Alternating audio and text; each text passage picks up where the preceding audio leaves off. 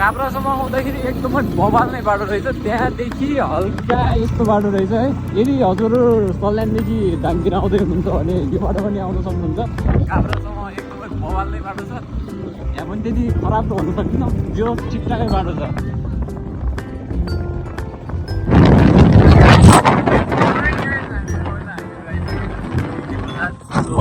देख्न सक्नुहुन्छ यहाँ के बजार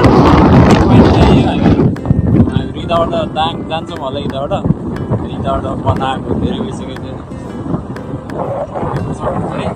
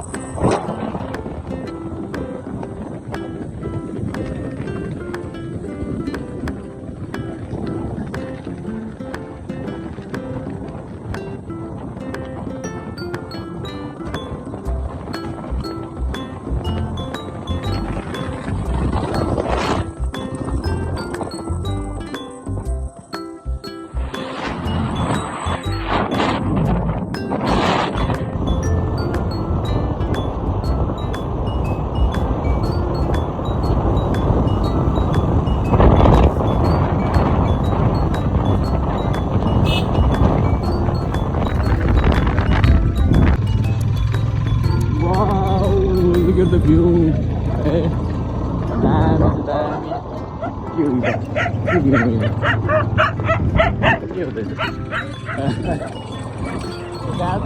सकिँलाई चाहिँ अब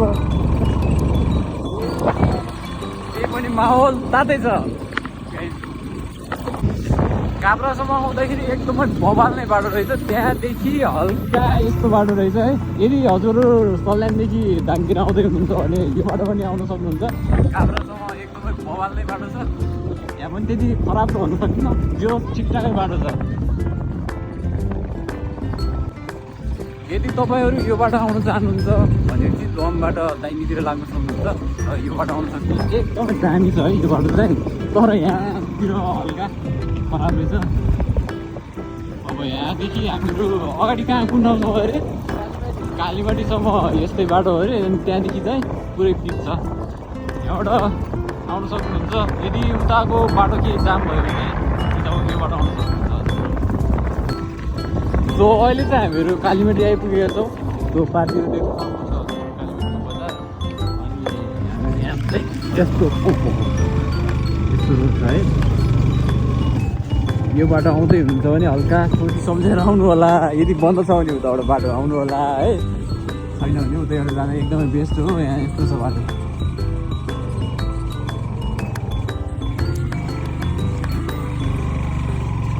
के हो यिनीहरूको पारा, छोड्दै सक्दैन त।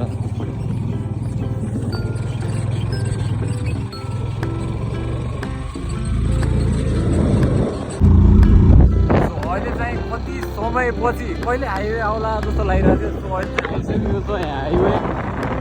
अब चाहिँ हामीहरू एकदम मोबाइलै बाह्रमा जानुपर्ने हुन्छ।